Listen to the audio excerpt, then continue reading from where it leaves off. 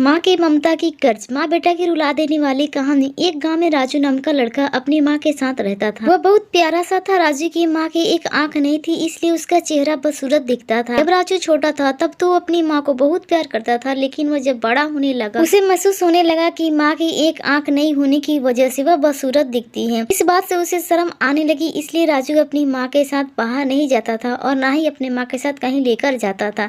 उसे लगता था कि कहीं वह अपनी माँ को लेकर साथ गए तो उसके दोस्त उसको चिढ़ाएंगे। इसी वजह से माँ को भला बुरा कहता था, तुम्हारी एक आंख नहीं है, तुम्हारी शक्ल अच्छी नहीं है, हमारी दोस्त की माँ कितनी खूबसूरत है, तुम मेरी माँ नहीं हो सकती। राजू की माँ बेचारी अपने बेटे की बातें सुनकर उसकी सोच को देखकर बहुत दुखी हो जाती थी।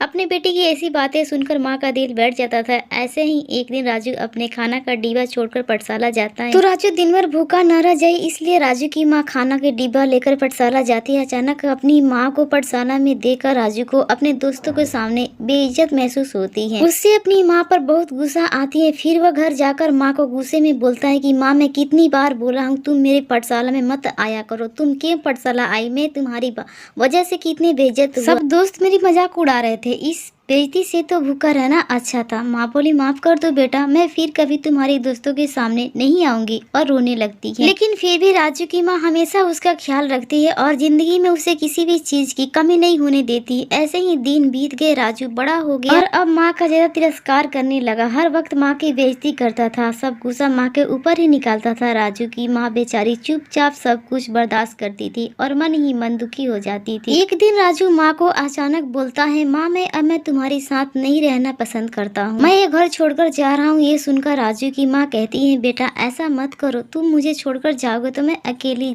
जीकर क्या करूँगी। राजू बोलता है, तुम बहुत बुरी हो, तुम्हारी शक्ल अच्छी नहीं है, तुम्हारी वजह से मैं अब बेइज्जत नहीं हो सकता। माँ के रोकने के बाद भी राजू रुकता नहीं और माँ को छोड़कर चला जाता है। फिर राजू शादी करके अपने बीवी के साथ से रहने लगता है।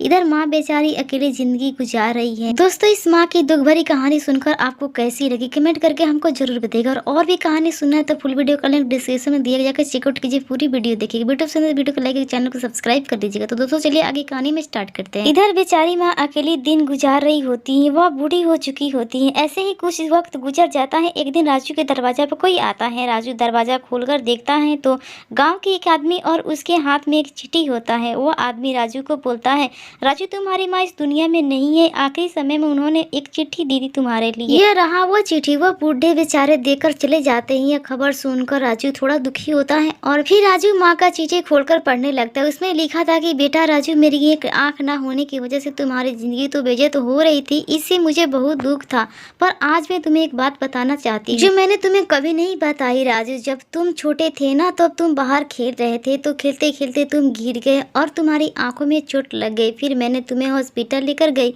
तो डॉक्टर ने कहा कि तुम्हारे बेटे का एक ही आंख खराब हो गया है और डॉक्टर बोला कि इसका एक ही है, लेकिन कोई अपना एक आंख दे दे।